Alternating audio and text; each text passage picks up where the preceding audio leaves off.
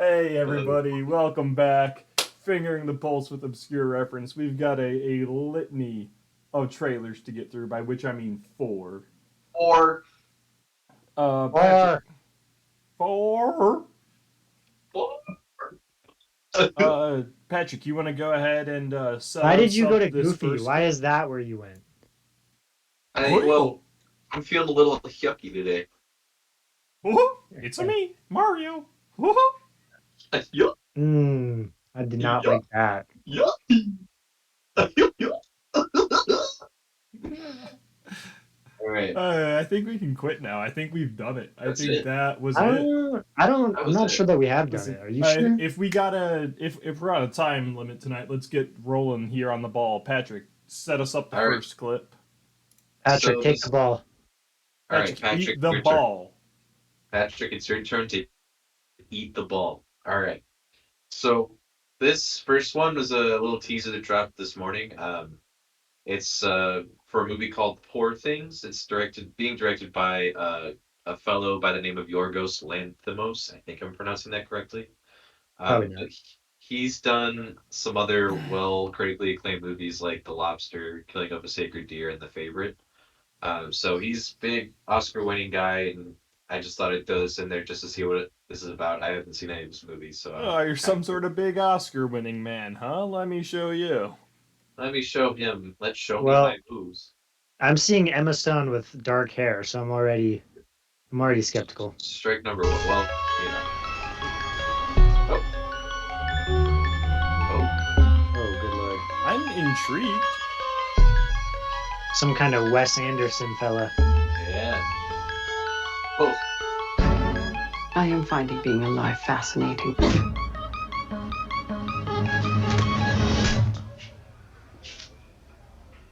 Oh.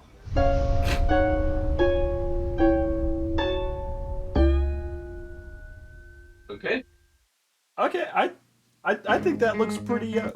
Pretty. I'm Long intrigued. ride, Stop, buddy. stop, stop. Stop stopping. Okay.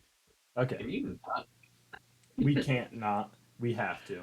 Um, So yeah, Poor Things. I have no idea what the hell we just watched. I That was don't either. incredible. It looks psychological. Like you said, looks kind of Wes Anderson-y. I'm It definitely does. intrigued. I want to give it a chance. I want to go back and watch some of his older movies because, like I said, it's what Emma Stone I think got an Oscar for. I think in The Favorite for Best Supporting.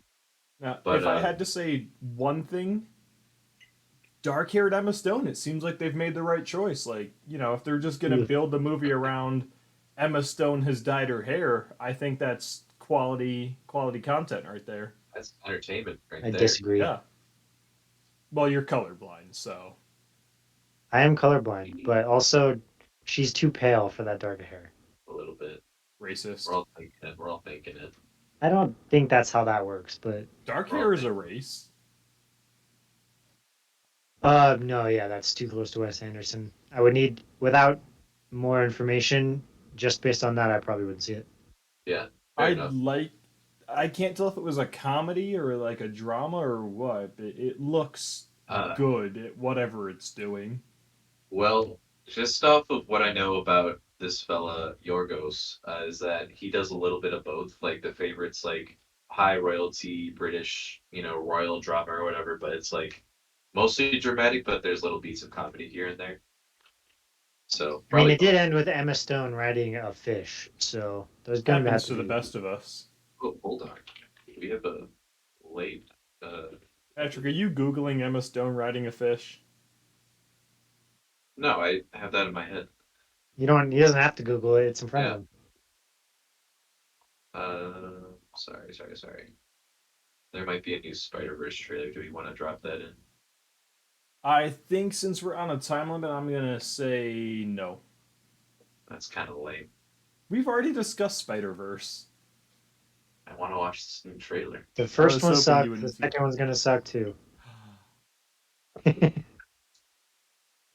trying to get a reaction on me. It's not going to work. It's like touching the loader button. It's just something you're not supposed to do. Yeah. We did definitely see a different trailer though when me and John were at the Guardians movie. Yeah, no, they Because there was a released bunch of scenes second, that we hadn't seen before. and they just released a third. But we're off topic now. So Patrick, you want to set up this next preview? Fuck yeah, Us I off do. topic? So this is season 3 of the Righteous Gemstones. If you don't know what that is, it's an HBO show with Danny McBride is kind of the head dude behind all of it. It's like Succession, but with televangelists and John Goodman instead.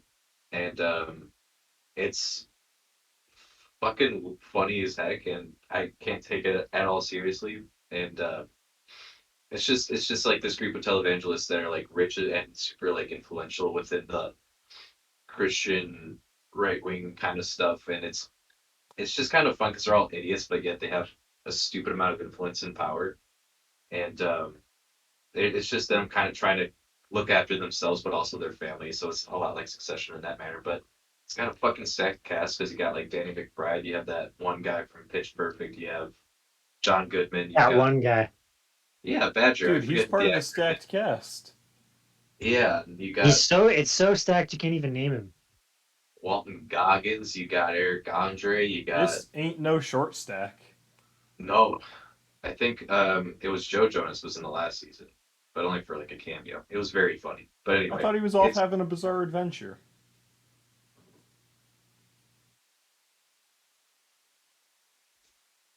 you can watch the trailer now. Okay, we can watch. I would make it to the top. Man, Jesse, shut the fuck up. You ain't the boss of us. I'm the main decider. We're all deciders, Jesse. Grow up. It's time! We're picking up where Eli Gemstone left off, a man who's done this job for like thousands of years and is America's Jesus daddy. These are not people of God. They're entertainers, performers, charlatans. They're fucking crazy. Super religious, love their guns.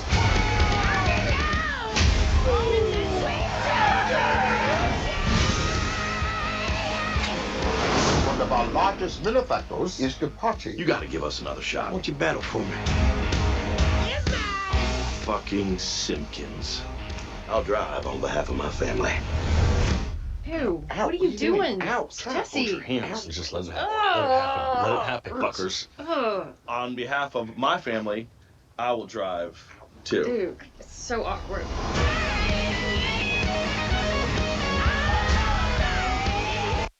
See, Okay. Right off the top, his name is not Badger in Pitch Perfect. It's Bumper, isn't it? Yes, it is. it's Bump. No, it's Badger. I'm pretty sure. No, What was I thinking? it's Bumper. Not gonna watch it now. I was only ever gonna watch Pitch Perfect because of Badger, but if Badger's not even in it, yeah. All in all, it doesn't look bad. It looks, well put together, well acted. Like you said, they got the stacked cast, but that's just not a story I'm interested in following. I'm just Like, in it for it the can be hygiene. as funny and well written as it wants. I don't want to watch televangelists, even if it's making fun of them. Oh, it's fucking great, dude. They had Yeah. a whole subplot where Bumper, or I guess Badger now, had his own like Or I guess men- Badger now. where he just got a bunch of men to work out, and they're just all shirtless and oiled up every scene, and then he gets it's fucking ridiculous as hell, but it's so fucking funny. I don't know. I might check it out. I can't guarantee I will, but it's not definitely by any means the worst thing I've ever seen. Like, to be clear, I think as far as HBO original programming goes, it might be like, Excuse me, Max. we're not there yet. We're not there yet. It's clearly on the screen right in front of my face. They and it haven't just says officially Max. switched yet. That's not till later. It's They're just actually getting ahead 12 days. But You're getting ahead of the ball. But it's one as far as HBO programming goes, it's like I'd probably rate it as like 7 out of 10, whereas Succession, like early Game of Thrones, is like 10 out of 10. So like So I I will gotta, be the first I to- gotta throw this out there. Why do we call ourselves obscure reference and not off topic? that's probably taken, if I'm being honest. Okay. So was obscure reference, just so we're clear. off-topic reference? We just blend them together. That's Obscure Obscure off-topic off reference. reference. Yep, Isn't Off Topic that's it. the Achievement Hunter podcast? Are they? Okay, at least Pretty we sure. have valid We're reason all not to off be topic. them. Yes, Anyway, it is. Yes, it is. Why this weren't we this Achievement Hunter? this falls into the same category as the White House Plumbers show for me.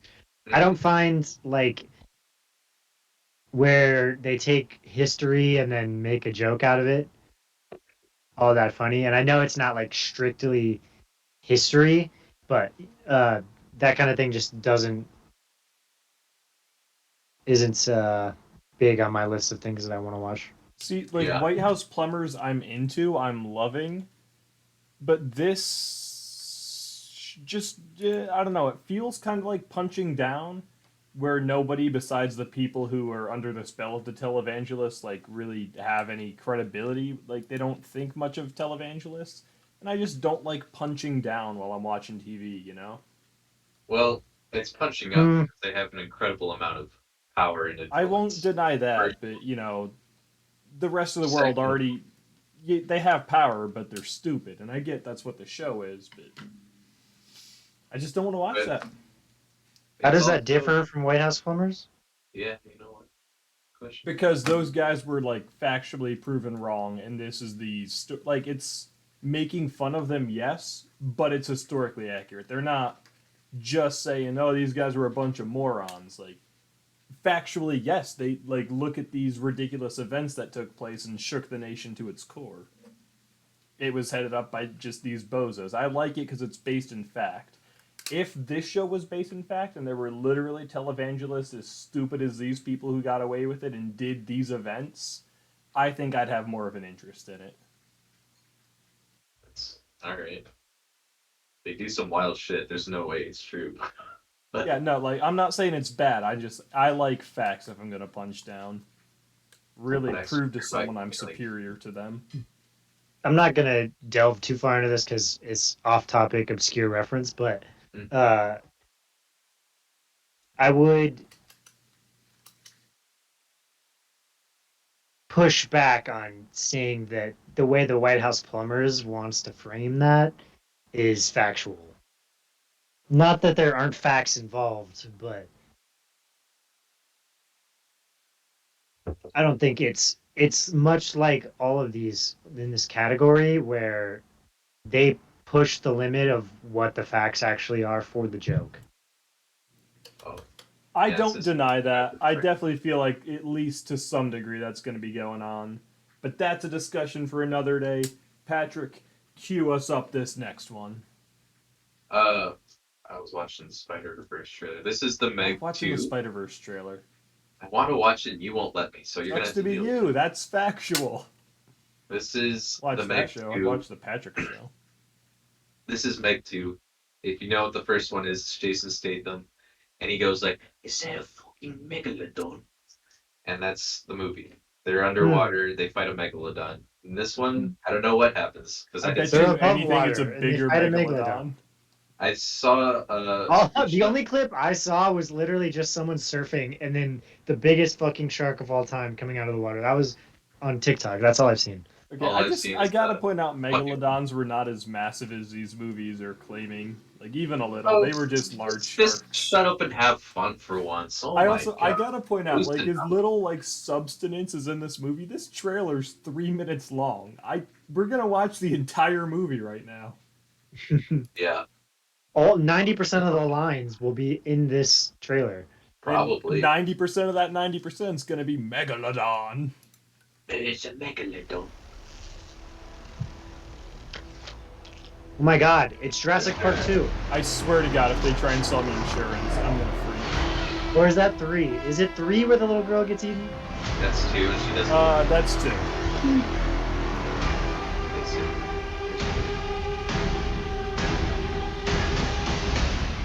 It's a megalodon. They literally. Third.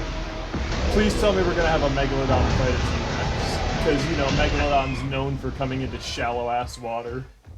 It's the only megalodon that Got him! Where was he a second There's a ago? lot of them. It's not even a fight. Possibly That get came that up for far to Saved by- shore. As that Jurassic World scene with the babysitter. We need your help. Oh shit. Was I supposed to jump at some point? Because, like, all I expect is sharks every second.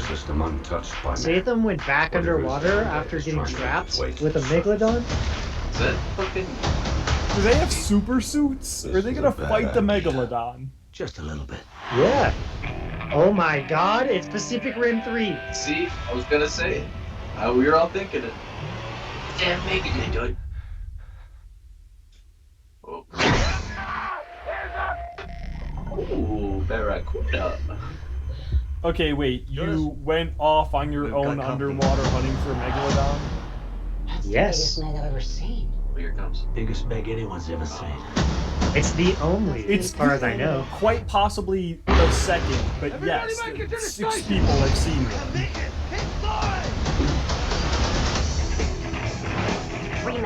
There's 3 of them. Whoa! We And really we're also stepped gonna up. shovel fight Komodo dragons? Okay. I'm into Went it. straight from 2 Meg 2 Furious to Meg 3. What happened last time? You don't want to know.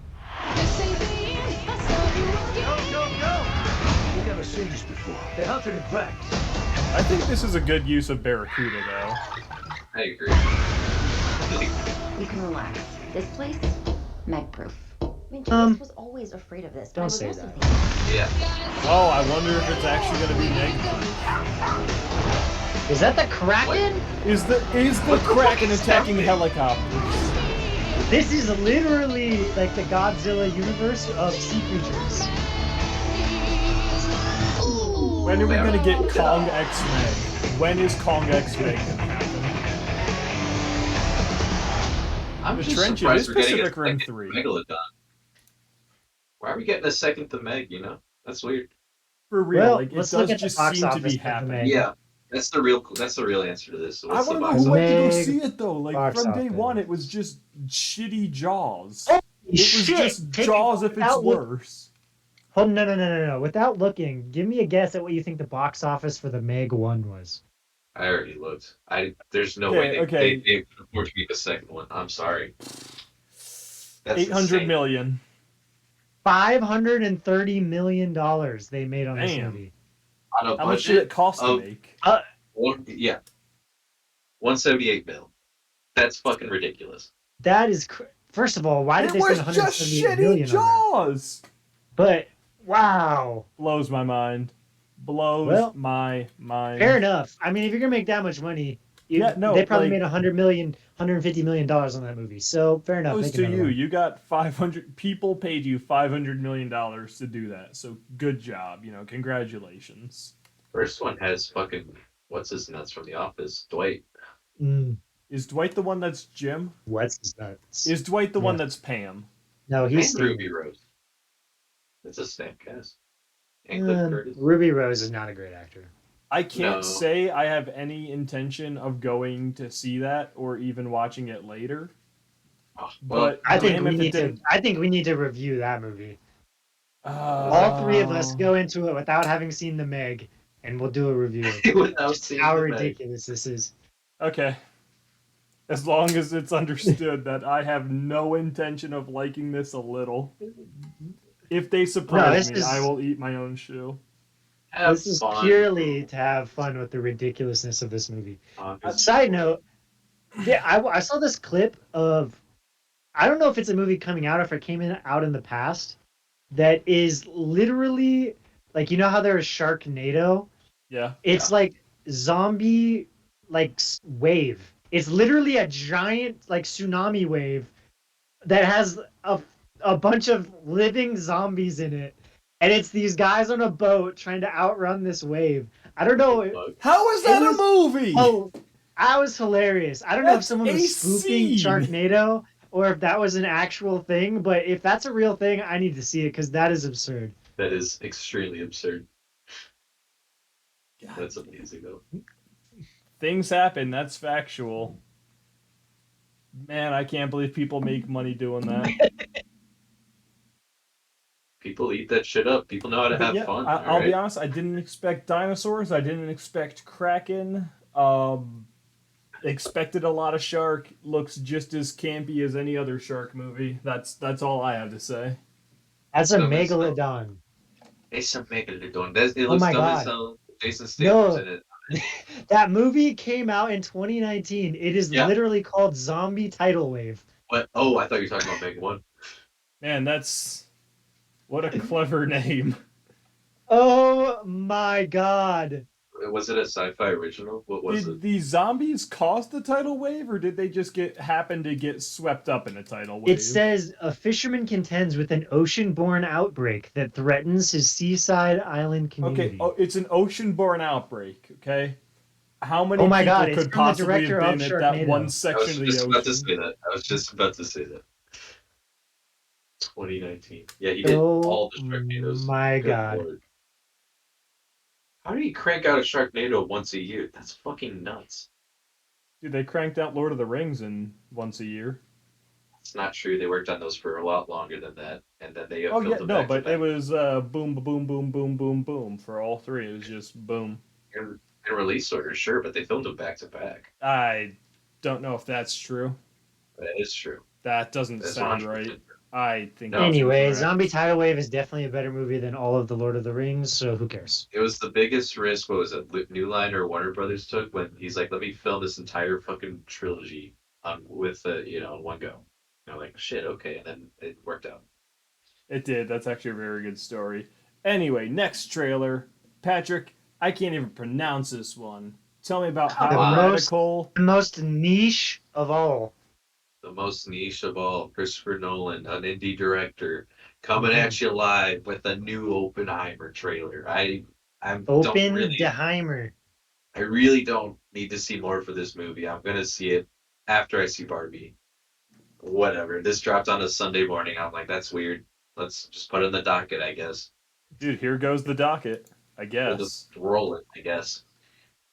I think it's playing. I guess. Oh, you know what? I did see this trailer. This is a national emergency. Never mind. Shut it down. Detonator charged. It looks like Seeing Josh. It is. Oh, is this the That is him? Hindenburg? Yeah. Yeah, okay. I thought so.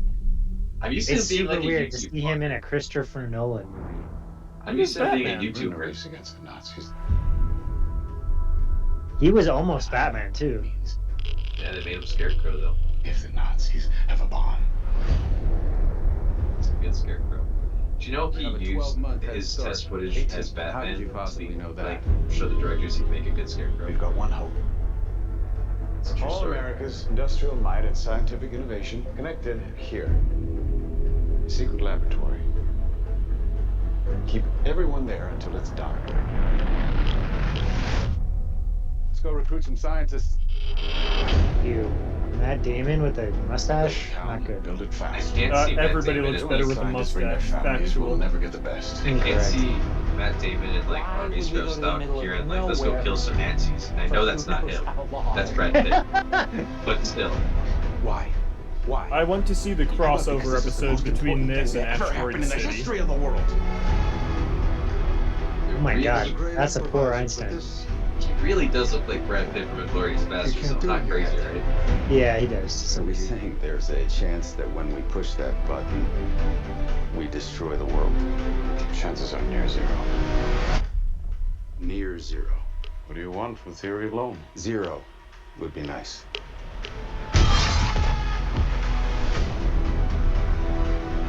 This is a matter of life and death. I can perform this miracle. World War II would be over.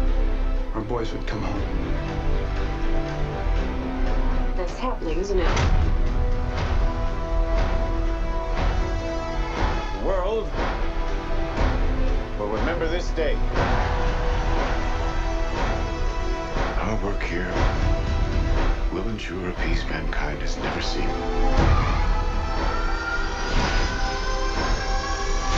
Until somebody builds a bigger one.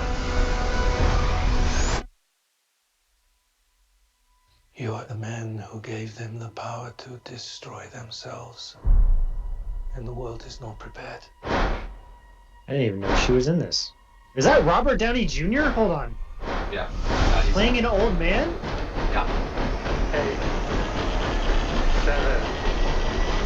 Okay, wait, like, factually though, didn't Tony Stark's dad work on this project? Like, isn't that part of the canon? What's next? What's next? One. No, it's not the Super Soldier Project. I was incorrect on that? Okay. This is a conflicting one for me because Christopher Nolan is my favorite director. However, Christopher Nolan doing military movies, not my favorite thing that he does. And so I'm going to see it because it's going to be visually awesome.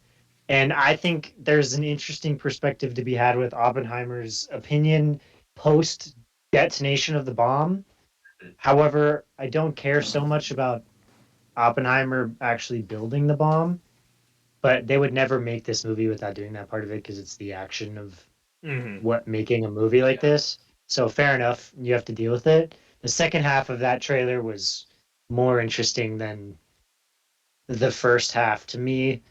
And I still don't understand the whole thing that leaked where Christopher Nolan got to set off a nuke so that they could film the explosion. I don't know what Wait, that means because they did they didn't let him. use an actual nuke? No, they set up a nuclear explosion.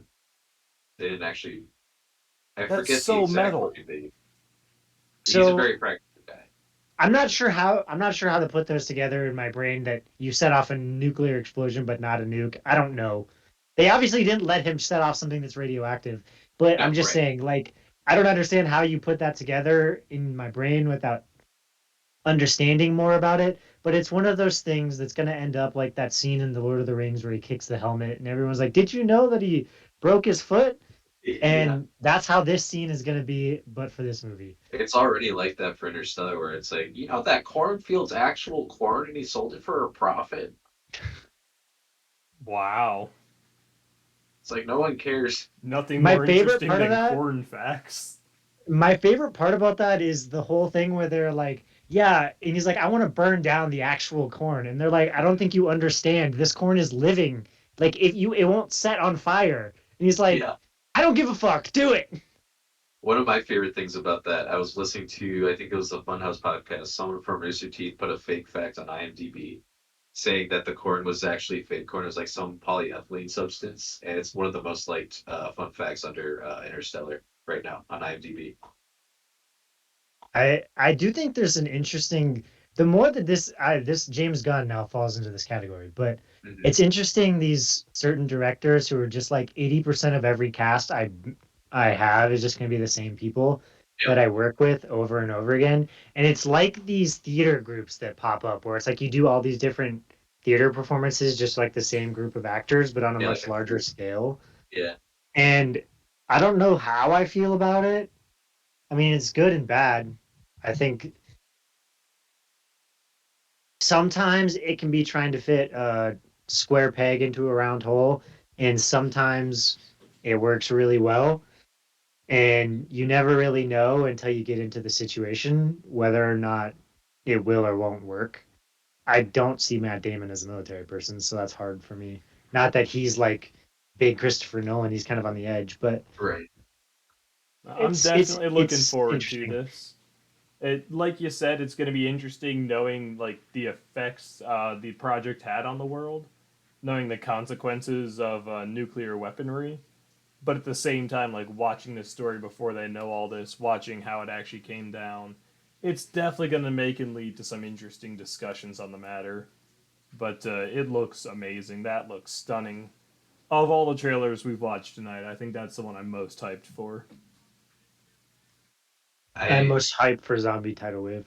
Yeah, me too. That came out years ago. I'm still hyped for it. I haven't seen it yet. Still hyped.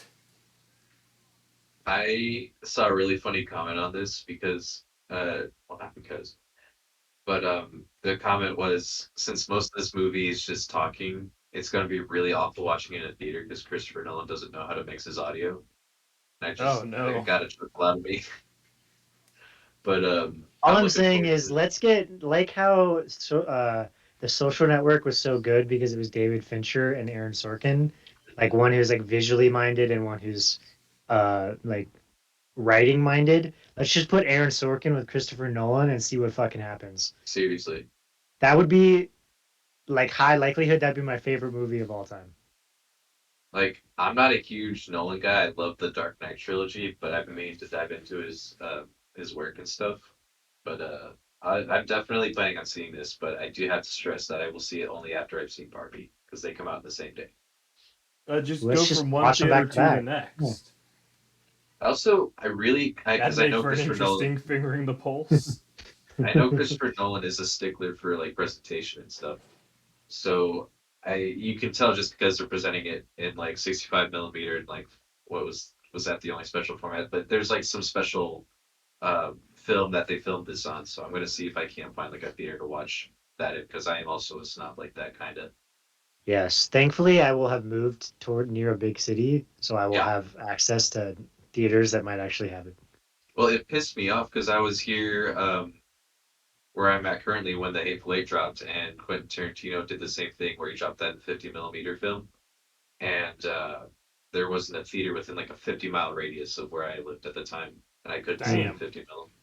So That's that how I was really. felt with Avatar too. I really wanted to go like to Colorado to go Mhm. see it in an actual IMAX theater, but alas, Man, that I have was an interesting like I haven't seen Hateful Eight since it came out, and I don't know how to.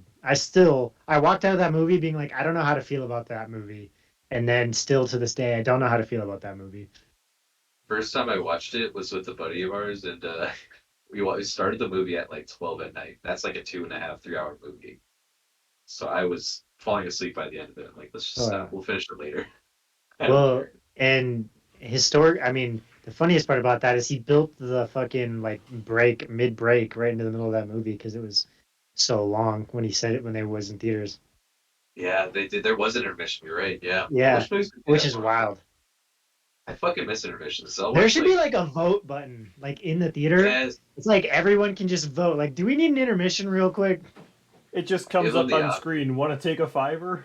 And But then it like just like pauses the movie and Just, have you like have the the op. button. Everybody gets a pause button. That simplifies it. No, give everyone the button to push, and by the time it gets to the intermission point, if enough people would press the button, then we go on intermission. Because and then have them make like a nice break point in the middle of the movie where they can do an intermission. Fuck, dude. There's nothing We've quite said like intermission enough times now. I want to watch Space Odyssey again. that's what I'm saying. Like that was there's nothing like I'm just getting flashbacks to my film and literature class in high school where we watched 2001: A Space Odyssey and you're just seeing the screen fade to black and then just go intermission and then it was like 60 seconds and then we had to like fast forward and shit just to get through it.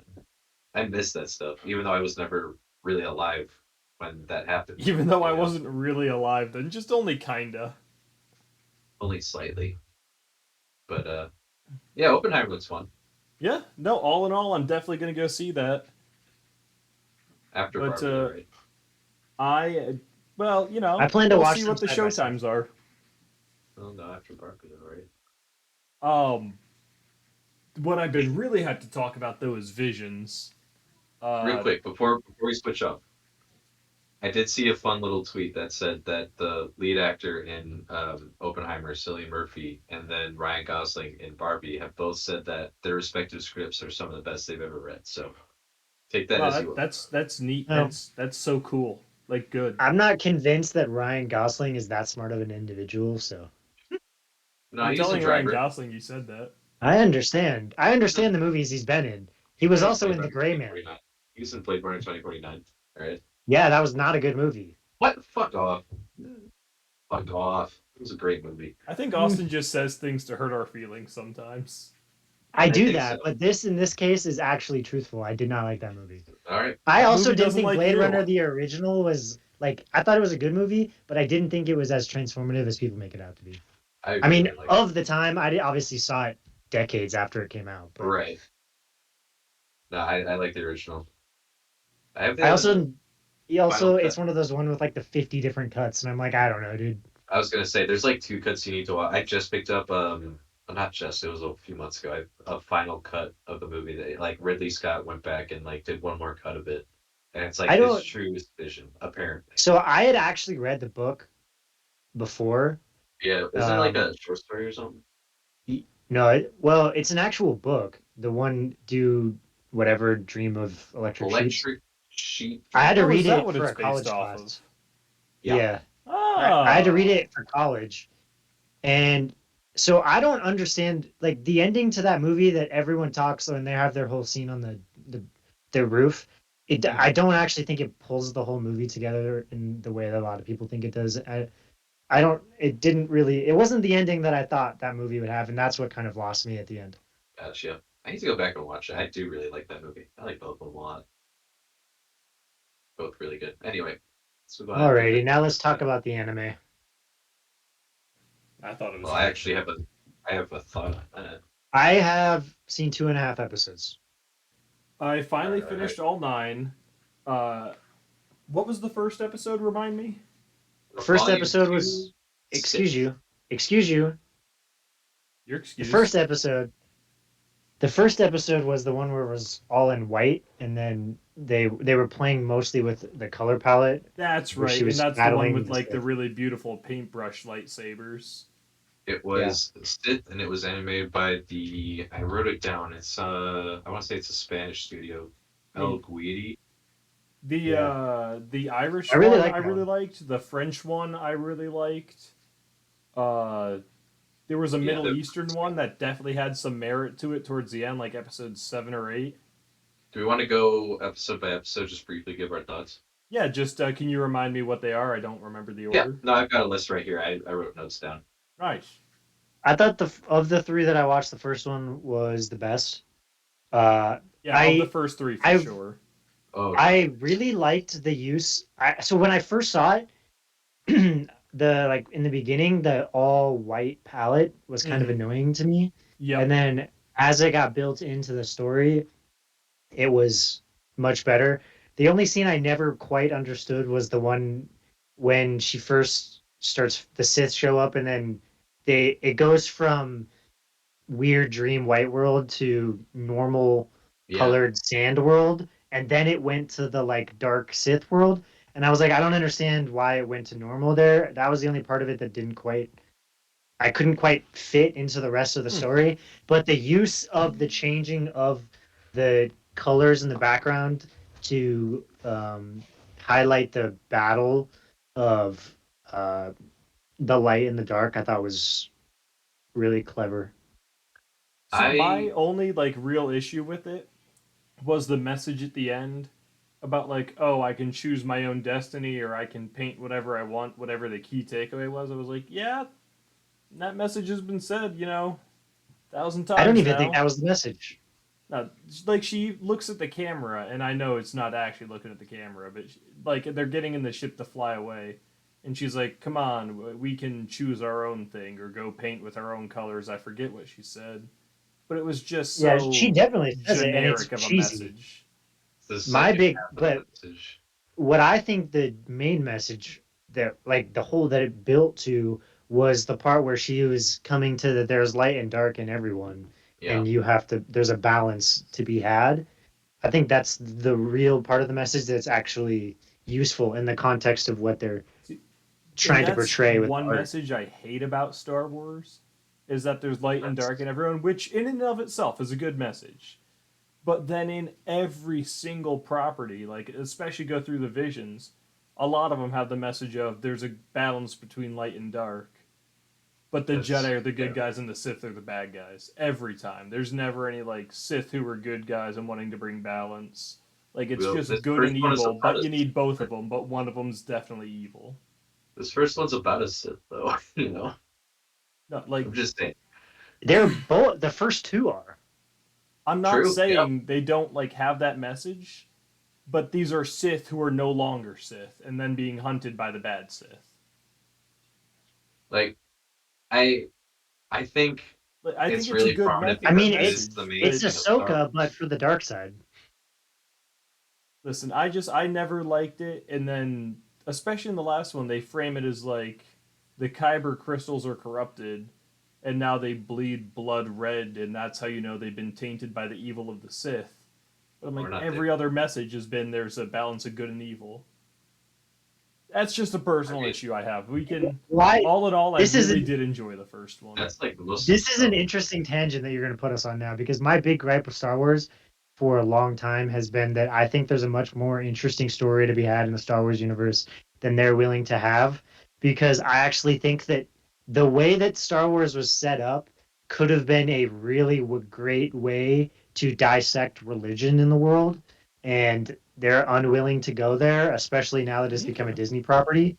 But early on, the light and like dark side, light side, like with very heavy like religious tones in the way that they were kind of portraying them, could have made for a really interesting conversation about when religion is good and when it is bad. And they've gone so far away from that for obvious reasons. But I thought it would have been a really interesting um, idea that this world could have played with. I mean, just every time the Empire comes in, they like rape the planet, take the natural resources, use slaves, they're dicks to everybody, and they're just waiting for the Jedi to show up and make life good again for everyone. But there needs to be a balance. Now, I liked this first episode enough. I think the story and the concept and the overall style was nice. I specifically wrote down the use of color is great, and then like 2 bullet points later, I said this use of color is becoming obnoxious. Um, I thought the voice acting was all right. Overall, this was probably, looking back at the first three, I do probably have to agree this might be the best of the first three at least. Um, Definitely not my favorite though, but it's all right. That's a real contender for favorite from me. I had a real interesting. I had a real interesting reaction to the second one. Which one's the second one? Let's jump into the one where she goes into the cave. This second one is called Screecher's Reach, and it was done by Cartoon Saloon, which is an Irish animation studio. I saw this one in the preview, hated the art style, thought the characters looked annoying, started watching it, thought their voices were annoying, again, still not a fan of the art style, but as the episode went on, I really came to love this one. Mm-hmm. I thoroughly enjoy like the kind of twist at the end where, brief summary, it's a bunch of kids working in a factory and they've had it with working in the factory, so they sneak out to go on a spooky ghost mission where they're going to go find a spooky ghost. And they find the spooky ghost, and the spooky ghost turns out to be like a Sith Lord. And the one kid kills her, and it turns out it was a test, and she's going to go train to become a Sith now. That is the briefest summary I can give. I didn't understand the message of this. I didn't understand the message of this. Like, no, there was, though. She wanted to be free, okay? But the price of freedom was selling herself to the Sith. Yeah, that's a message. Yeah. No, it's just like, oh, damn. But the problem is, I don't think she knows that. Like, this is... So, I have a couple of problems with this episode. Not that I didn't think it was good, because of the three, it made me think the most out of them. Like, the first one is just an obvious ending to the way that they were going with that. The second one was a little more interesting, but it's almost like they twist the knife a couple of times, because it's the way that they portray her trying to escape the cave. It feels like the Sith Lord wasn't trying to capture her. Like, she was just trying to scare her off because she wanted to be left alone. And then she kills her. And they portray it at the end as this, like, decision for this girl to, like, where you're supposed to feel sympathy for her because she gets to escape the horrible situation into this new life. But that new life is her murdering people. See, I don't think you're supposed to feel sympathy. I think, like, your heart's supposed to kind of hurt. Like, oh, crap, you went through all that for your freedom, but you don't realize you're making an even worse choice now. Well, it was But then what's the point of the conversation between her and the other older kid, where she's basically asking him for permission to go, when she's saying, like, hey, you said if the opportunity arises itself to take it, and him, the, like, sweet-hearted guy, says yes, and none of them stop and think, like, what is happening here? Well, It was yeah, I one of mean, the he said if you main. have the opportunity, go. Sorry, Patrick, sorry. But, I mean, as soon as she gets the opportunity, he can recognize it's not a choice worth making, but there's also no keeping her here. I He don't think could it's a say good takeaway or they want message. you I to think it's murder just kind of someone. like a tragic irony at the end.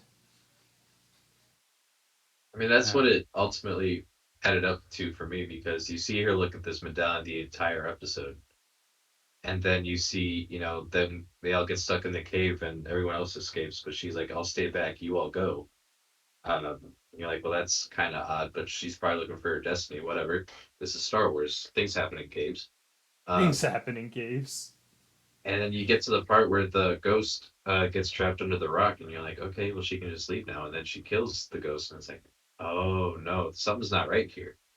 And she leaves, and the medallion starts glowing red. And that's when everything kind of comes together. You're like, oh shit, okay, she was being like, tested by like another Sith Lord who was voiced by Angelica Houston. Shout out. Um, so I don't know. I think it was a fun little. I actually do take back my previous statement. I think this was my favorite of the Yeah. first three. Um, because like my first note, because I have to agree with John. The art style was not my favorite to begin with, but it very quickly grew on me because like every fucking frame was like a painting almost. Like the backgrounds were fucking immaculate in this one. Um, every bit of the cinematography was great. Like the last shot where she turns back to look at her friends with that look in her face. It's just kind of like glued in my head now. Like I can't get it out. Like it was just It so was fucking good. It was surprisingly good, and I am not disappointed. yeah. It's one of those things where it's like, yeah, I mean the message itself, it's like, well, be careful what you wish for because you might just end up in a different sort of hell. And it's like Exactly. it's I a just well, little but I it's love me some it's irony. also muddled. Like my problem is not necessarily the message itself, but it doesn't feel like the message is clear to me on what it is that they were going with because you could have done this exact like if you want to say that the message is like you have to like taking one option over the other like you can go from one bad situation to another is like a message except then you don't need the two kids. You can just make it about the two of them without the kids and then you have the exact same Well, message. see, it's Adding the kids as part of that muddles it because it starts to be this piece where it's almost like they're you're painting her as and the rest of them, I guess, more generally, as incredibly naive to the situation in which they're a part of because it becomes like a manipulation thing, right? Which it is part of already, right? I mean, she's clearly the Sith I think person Patrick just is pooped. don't worry. It has to do with a different episode. No, so no, I like know that my face. my problem is that I don't know that the message came across clear to me about what exactly like there's a couple of different ways the ending could have gone and I think they could have tweaked it a little bit to be very clear about what it is and for me that kind of brought it down a little bit um but I thought it was like I said the one that made me think the most. I will shout out real quick. Jerry O'Connell? That, but also since this is an Irish animation studio, the fact that their so-called ghost was screaming a lot like a banshee, I was like, well, okay, I Yeah, see I you. really appreciated that. But yeah, I really liked it. I don't know. I'm ready to move Moving on to on the to next one. 3 of 9. This one was not good.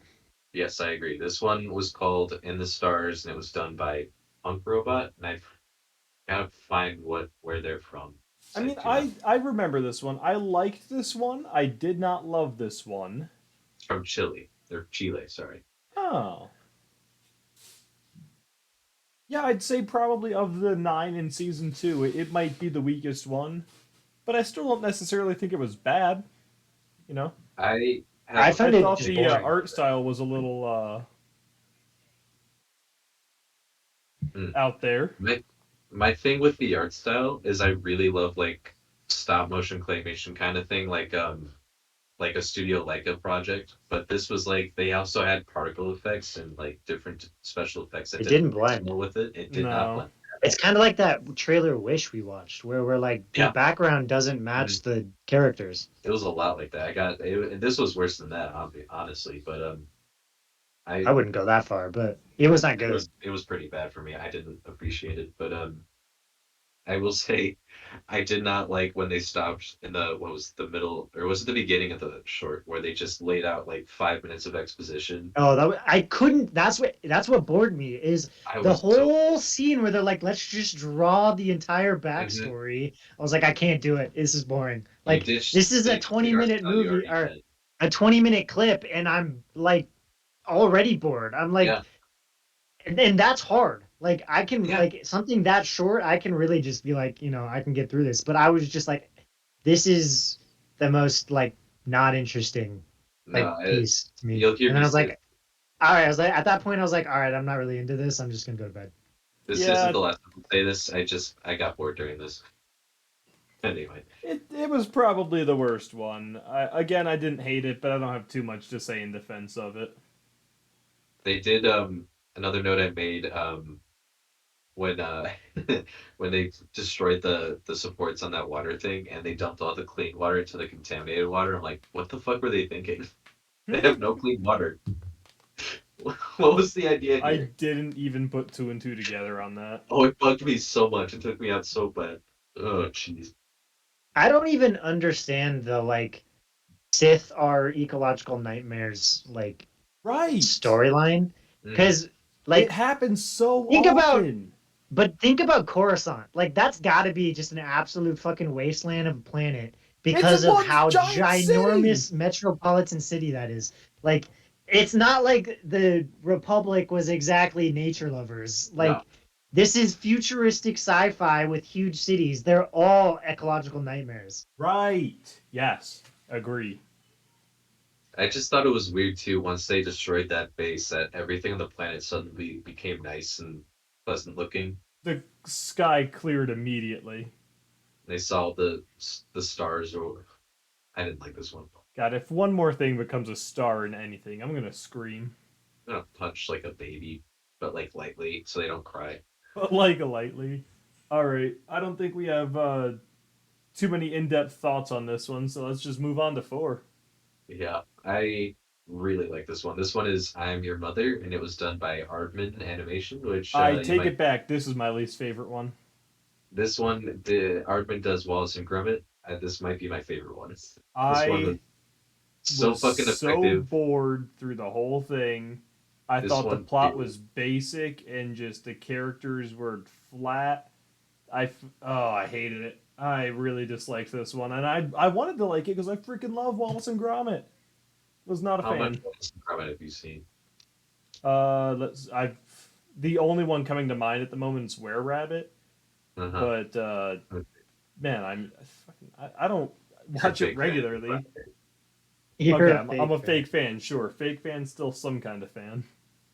I think he's just a I casual fan. Yeah, I no, there it really is. Casual. I'm definitely not obsessed, but I like them. I really appreciated this one because like as soon as we opened, we get a hologram of Wedge Antilles, an actual Star Wars character, and he's a fucking joke. He's just obsessed with himself, and I fucking love that. I did Uh, appreciate that.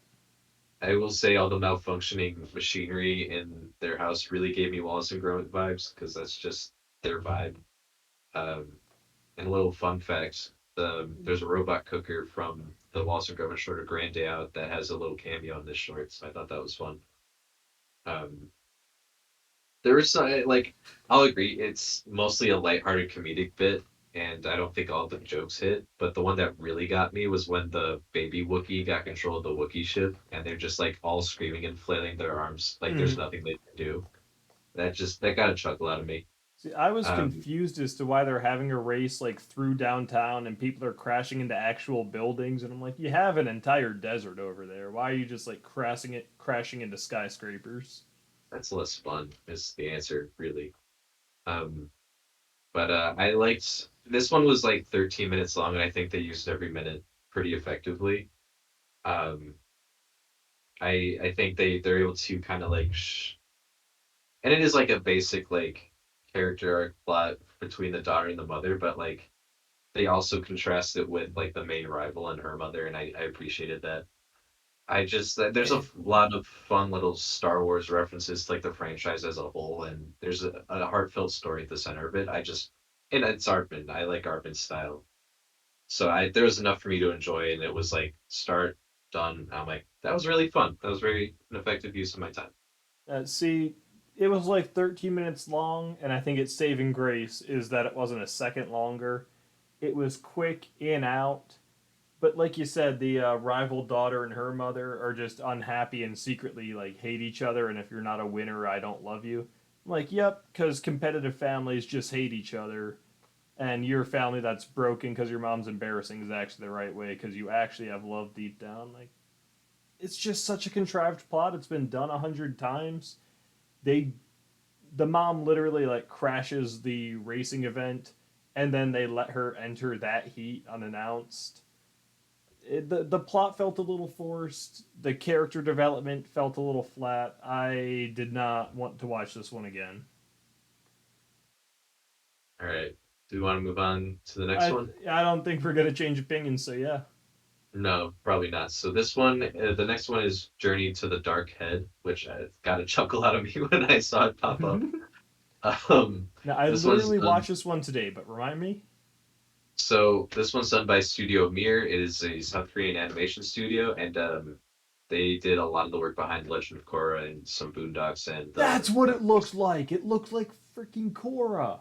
yeah, yeah. I got this one was like probably the most anime out of all of them, which is actually not saying that much, but um, this one was yeah. This was the girl who's like, I gotta cut off that statue's head. Yep, I just yep. feel It like it's took me a right. second, but I remembered. They recruited Jedi and shit. I really, really, really quick want to shout out the English voice actor for B-chan, who was like the Sith guy chasing them, is Daniel Day Kim, who, if you've been hanging around on Twitter within the last week, is has been making the rounds. There's been a clip from the show The Good Doctor where the main character is repeating over and over, "I am a surgeon," and Daniel Day Kim is just staring at him like, "Okay." Um, so he's the main character of Twitter this week, so I just thought that was funny that he happens to show up in this Star Wars thing that I'm watching. Now, Um, I did definitely enjoy this one. Um, but again, they get to the top, they go to blow up the head, they realize the heads aren't light or dark, they're a mixture of light and dark. And mhm. then the Jedi kills the Sith because the Sith is evil and attacking them, and the Jedi's the good guy and they win. And I'm like, we just learned that there's a balance of good and evil. You could have killed the both of them here, they could have gone their separate ways. But no, the good guys killed the bad guys. The balance of good and evil doesn't exist, it doesn't fucking matter. Like, Yeah, they that centered around that and still threw it out the window. like it was. I will say, like as obvious as it was that this was the message they were going for from like a mile away, I did appreciate how like they showed the two statues and then the ring that connects them, and I did appreciate how they showed that this evil statue might also be good and there's a balance.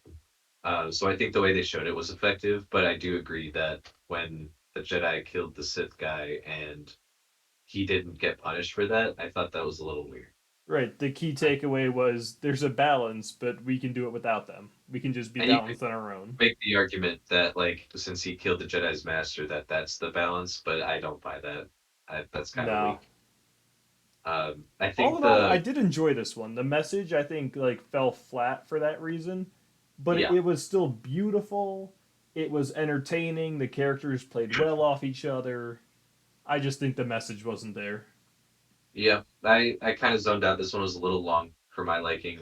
The animation was beautiful. I think the fights were cool, but like yeah, this one kind of lost me in the weeds a bit. Uh, yeah, not my favorite, not my least favorite though. It was fine. Uh, Next, the next one is the Spy Dancer done by Studio La Cachette. I I liked hope this one. I really like this one. I really liked this one. It's a French studio, if you didn't catch that. Yeah. I think it is anyway. I'll I double check. gotta say, first things first, art, beautiful, possibly my favorite Yeah, art, if not second favorite.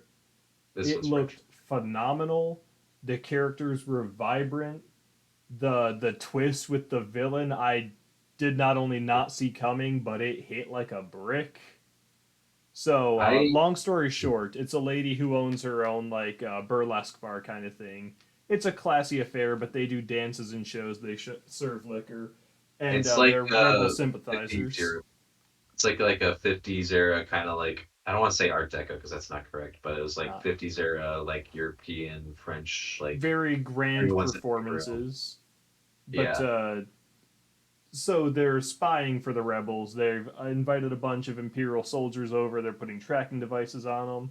And sitting in the shadows, the owner of the establishment notices the same Imperial officer, allegedly, who killed her village and kidnapped her son when he was just a baby.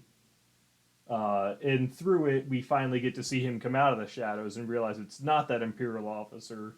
It's that Imperial officer took her son, raised him as his own son, and he grew up to become an officer who's now been charged with like arresting her and shutting her down and all that. But it's just this kind of really heartwarming story where she realizes my son's not dead. He finds out that, oh, I was kidnapped as a baby and raised to serve the Empire, but he loves the Empire. That's all he's ever known. And it's just this really heartwarming, heartbreaking dichotomy of like, there's love there, but there's so much damage. Very well done, very well put together, thoroughly enjoyed. Real contender for favorite. I too also like this one. I think there's a lot of really good setup and payoff in this one, particularly with the tracking devices. Like you see her just kind of like throwing that shit around all over towards the beginning, and then you have that payoff at the end where you see that she slipped one onto her son's uniform or whatever. Um, but like just the animation and the art style, just it alone put this towards the top for me. I'm a real sucker for this kind of art style. Um, and just the concept of like, hey, we have this club, but like the dancers here are spies for the rebels. That's fucking cool Right. to me. Especially it's all like French inspired and stuff. And like, I just really let me pull up my notes real quick. I just the story was interesting. I thought the twist, you know, it was a little obvious once we started working our way towards it, but like at the end when you see him take off his hat and you see that he takes off his eye patch and he's got the different colored eyes and the horns that used to be on his head, it's like dude's been through some shit. And the main character has that line where she's like, he can find his way to me and I'll find my way to him, and that's where you see that she put the tracker on him. It's like it was like, for as overdone as this plot is, where it's like, oh, this person isn't who I thought they were. They're actually like my long lost father or son or whatever. It's like this was kind of a neat twist on that usual plot line. I appreciated it. Um, I will say too, real quick, is in terms of voice actors, because like as a quick side note, the first season was mostly Japanese animation, and they did Japanese audio and English audio, and like all the English voice actors are like mega, like not mega stars, but like big like actors and stuff typically, or big voice actors, I guess. Like there's one David Harbour's in one, Jordan Fisher, James Long are all in one episode. But here it's like mostly I don't want to say lesser well known people because there's still some big actors in some of them, but like this one had Lambert Wilson, who plays a Merovingian in the Matrix movies, and it's like, yeah, he's like the most French person I can think of. That works. It's perfect. But Yeah. I really Nothing like but this good one a lot. things to say about this one. They really This hit it one, out of the park. I think this one might be my favorite. There's one other that we haven't got to that might be a top contender as well. Oh, But I I'm hope good. it's the same one as me. Uh, what's up All right. next, though? Next one is The Bandits of Golak by 88 Pictures, which is I want to say South African. No, that's a different one. This one's from India. 88 Pictures is from India. So This this one's one, I feel like they really tried, and it Mhm. looks almost like something out of Rebels or the Clone Wars series. Like they nailed the art style. The art style was like straight out of Bad Batch. I felt like. Yeah, yeah, yeah, yeah, yeah. But I don't know. The plot seemed a little confusing. Like on the train scene where the insurrectionists or whoever were coming, they just kind of showed up and didn't do anything, and then were gone. Mm-hmm. It didn't really feel like it went anywhere. The girl felt annoying, but God, and just irresponsible and stupid beyond all belief. But Yeah. I don't want to try and shit on this. I enjoyed this one. They came out swinging. The choreography in the final battle felt both like grandiose and tense, but also real and plausible. Really, I think the highlight of this one was the animation, but the plot, the storytelling, the characters just weren't there. Yeah, this one was a mixed bag for me as well. I think the story is very much like um it was very much let's get these characters from point A to point B. Like the Mm-hmm. story is pretty like bare, and then we get into like the last plot or action set piece, and it's like, oh, we got this other Jedi that kind of came out of nowhere, and it's like, okay, I guess. Um, I really appreciate. I think this might be one of the first Vision shorts that actually has an Inquisitor in it, so I appreciated that. But like, also, I zoned out at like the middle of this, and by the time like, the Inquisitor showed up, I'm like, when did the Inquisitor get here? I am so lost. But I like the stuff on the train because I like trains, and train heists in general are a lot of fun. But I then we like moved away from that. trains. Um, I think as bare thin as threadbare as the story is, I think the one shining grace of it is the relationship between the two siblings. I thought that was super duper cute. Um, and they have that cute little like bandits or whatever do this, and they have their whole little handshake, and I thought that was really sweet. How that comes back at the end, and he gives her like a candy or a lollipop, and I'm like, that's a really nice callback. But It I, wasn't bad. I'd even say it was good, but there's just room for improvement, is all. yeah, I think the story was a little copy paste from other things we've seen from Star Wars, so it didn't grab my attention. The art style was great. I think the animation was fun. I didn't like. I even zoned out during like the last fight, so I really couldn't tell you what happens there. But it was fine. Is what I'll say. It's ultimately forgettable for me, but I did enjoy Yeah. what I remember of it. All right. So then we get to this next one, which is the Pits, which was done by Dart Stagio, which is a Japanese animation studio, and they worked This with one I Fukushima. really, really liked. I also zoned out during this one. Um, Rewatch this one. Seems like you might have a problem here, Patrick. there's not a lot grabbing my attention. So this one, it's portrayed primarily through black protagonists, and they've been imprisoned and enslaved by the Empire. And the Empire's making them dig for kyber crystals, and they finally like dig all the kyber crystals out of this hole. So the Empire pulls out and just leaves all the slaves in the pit. Takes off their collars, so they're technically free, but just leaves them there to die, no way out of the hole.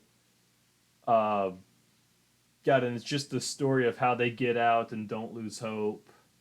And one hero climbs out of the pit and goes to a nearby town and asks for help, and it's just the response he gets there is beautiful. Because he's anyone ever who's suing for peace, he of course is killed, and it's beautiful. The way they kill him is they just they knock him unconscious and then throw him back in the pit, and he falls like 300 feet to his death.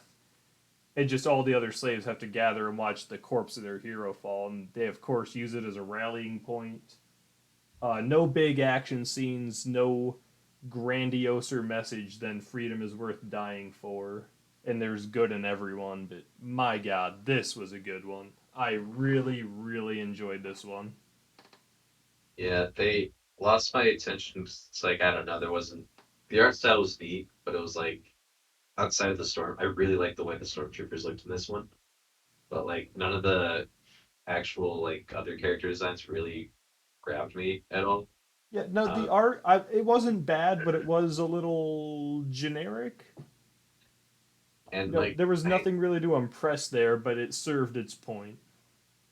the story, like I agree, it's a nice story. It's good, but like I again didn't grab me all that much, and it's something we've seen. I guess I don't know, maybe not quite like this, but it was I don't know. It just didn't grab me, which is a shame because like It is a good message. It's a good, whatever theme it is, follow the light and all that. It's good. The way they resolve it, I do think So was a mature way to actually, resolve it. the one issue I did have was them chanting "Follow the light." And Mhm. I get that is like a message of follow the light in your heart. But if I just heard a bunch of voices starting chanting follow the light, I'd either think it was a cult and not follow the light, or I'd follow the light, which is not at the middle of its deep dark pit. I'd look for any light source and head that way. Like, That's very literal translation of what that is, but all if right. you hear that, no, you're the people in the city, you hear them chanting follow the light. Okay, well, you guys don't have the light, so I'm going that way. That's definitely not what I would do. I would be like, why the fuck are they chanting that? Let me investigate this. Yeah, probably a cult at that point. You're just staying home anyway. Well, I at least would like to see what happens as a result of this cult. I Anywho, won't join, so but I'll watch. the fact that that one wasn't your favorite means we both really, really like the ninth one. Yes, and we'll get to This that in a one, second. okay. Hold up. We'll get to that in a second. I really do want to shout out the voice cast for this one because there's a couple of fun little nods here. First of all, the main character who gets thrown off and dies from the fall is none other than Daveed Diggs, who, if you've watched Hamilton, he is Lafayette slash Hey. Jefferson. Oh, I knew he sounded familiar. And that's just he's done a lot of work at this point. He's in what is that? That never mind. We're moving on from that one, but Uh, and then we also had Anika Noni Rose, who voices Tiana in The Princess and the Frog, which I didn't even catch. I didn't hear her at all, but I love Princess and the Frog. Seriously Uh, underrated movie. Seriously. But what's really fun about this is when we get to the Stormtroopers. The commander of them is voiced by Stephen Blum, who you might know as Spike Spiegel and from Cowboy Bebop. He's My voiced God, how did I not notice any of this? He voiced also that one big guy from Star Wars Rebels, that's what's his name, Zeb. He voices Zeb in Star Wars Rebels, who's also shown up in The Mandalorian. He's done a lot of. He's a very prolific voice actor. He's done a lot of shit for Star Wars. But that's not all, because the Stormtroopers were voiced by Matthew Wood, who, if you don't know who that is, I didn't either. He is the main voice of General Grievous throughout the Star Wars franchise. So Hmm. there you go. Just a fun little Easter egg for you. But now we can talk about the last one because I really like this one. This one was just so fucking cute. It was Yes. lighthearted and childish without being made for kids. There was no evil really afoot. There was no badness going on. It felt almost straight like a Pixar movie. The world is just like made of plush rabbit cat people. It was just adorable and lighthearted, mysterious enough to keep me interested, but I never felt a sense of danger. I Man, predictable, generic maybe, but just Yeah. thoroughly enjoyable.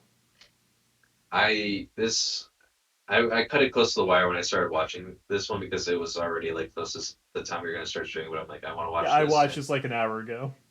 I immediately was like, the last couple I just wasn't interested, but then this one started up. I'm like, oh, you have my attention. See, Um, this one started, and I was like, here we go again. And then like 2 minutes right. in, I was like, oh boy, here we go again. It was one of those things where like it starts off with a bunch of text. I'm like, oh, that's Yep. not good. And then we get to the actual like substance of the short, and it's like, why didn't you just start with this? Forget the exposition; it For hardly mattered. real. Like, leave You it as could, more of a mystery of like, okay, I'm not even sure what's going on, but I like it. yeah, like there's ways you could have organically infused that. So that might be my one criticism of this, but it's this one's just so like, oh, sorry. Before you move on, it is Au's song, and it was done by Triggerfish, which is the South African animation studio. But uh, this one it's pretty, plot's not super intense or in depth or whatever, but like it's a really sweet story about this girl and her father and this other Jedi friend they just kind of happen to be friends with, and I, the power. It was just fun to watch. It was really cute and charming, Like, the and kid's the way. force sensitive, but not in any way I know of that's been done before, where she can like Mhm. sing to the force or something. It very vaguely defined. Uh, God, I just can't get over how cute this one was. It was just like watching a Pixar movie or your teddy bear come to life. It felt safe and family friendly, but also interesting at the same time. For real, for real.